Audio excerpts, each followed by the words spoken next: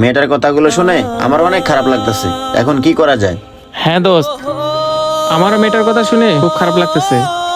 আমাদের মেয়েটাকে সাহায্য করা উচিত, কিন্তু কিভাবে করব? হ্যাঁ, কিভাবে সাহায্য করা যায়? আইডিয়া শোন।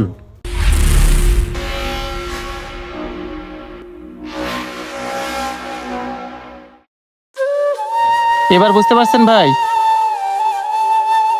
হ্যাঁ ভাই, বুঝতে পেরেছি। তবে একটা কথা কি জানেন, আমি অনেক দানশীল লোক দেখছি, তবে আপনাদের মতন এরকম দানশীল লোক দেখিনি। কারণ আপনাদের দান করার কৌশলটা ছিল ভিন্ন রকম।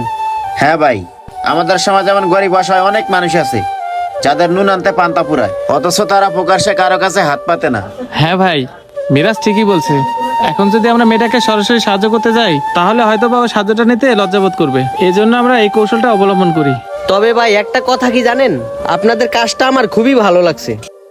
আচ্ছা ঠিক আছে ভাই, তাহলে আপনি থাকেন, আমরা এখন আসি। আচ্ছা ভাই। বন্ধু চল। আমাদের সমাজে এমন অনেক মানুষ আছে যারা না খেয়ে থাকবে, কিন্তু তারা কখনোই প্রকাশ্যে সাহায্য নিবে না, কারণ তারা প্রকাশ্যে সাহায্য নিতে অনেক লজ্জাবোধ করে। তাই আমাদের উচিত তাদেরকে প্রকাশ্যে সাহায্য না করে বিভিন্ন কৌশলে তাদেরকে সাহায্য করা। ভিডিওটি ভালো লাগলে অবশ্যই শেয়ার করে দিবেন। ধন্যবাদ সবাইকে।